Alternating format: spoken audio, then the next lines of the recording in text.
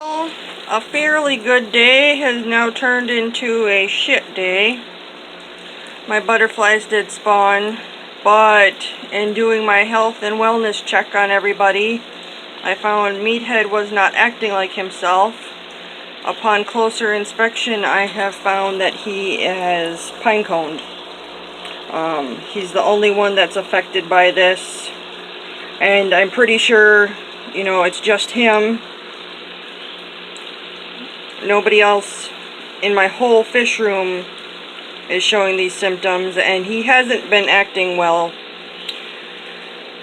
And it's basically my own fault. I added him to this tank right away with some Canaplex and extra bubblers and some Epsom. But this summer I posted a video about how I almost killed him and a lot of my fish because I picked up a tank.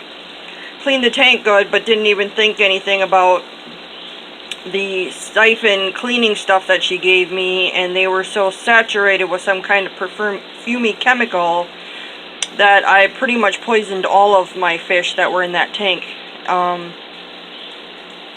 I only lost one small fish.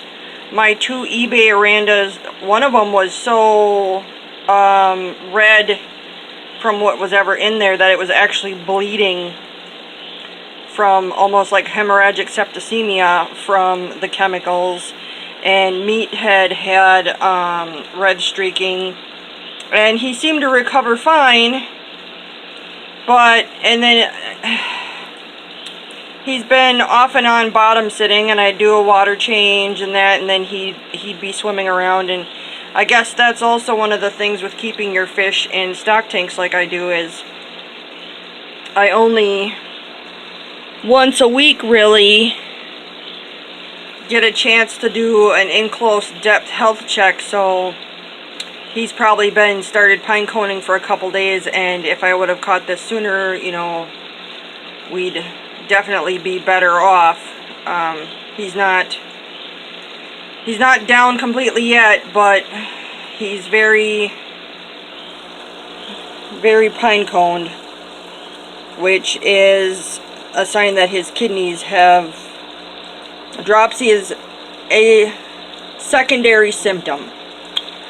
What dropsy is fluid buildup, or in human terms it would be called ascites, or fluid pockets, and that happens when your kidneys start to shut down. The body can't eliminate the fluid or pee it off basically anymore. Fish, that's where kind of like what Popeye, is just fluid building up in another area. Fish can get fluid pockets without the scales rising, but when it gets to this point, it basically means the kidneys are in severe shutdown. And there's multiple different things that can cause dropsy. That's what makes it so hard to cure, because parasites attacking internal organs, infection can cause it.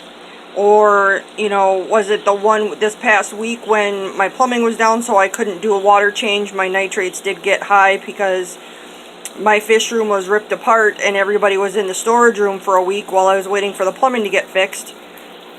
Was it just that 1 week of bad water that was enough to push him over the edge with what happened this summer? I'm not sure. So I added some Epsom into this. Epsom salt can help pull fluids.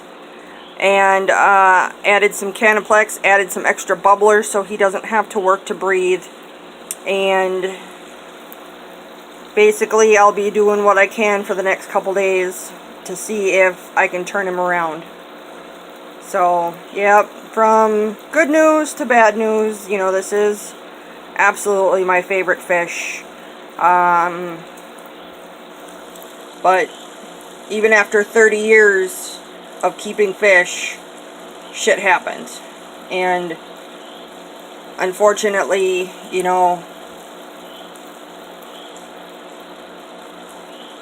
it is what it is. But like I said, he's not He's not completely down yet. He's still moving, so we'll see how he does over the next couple days.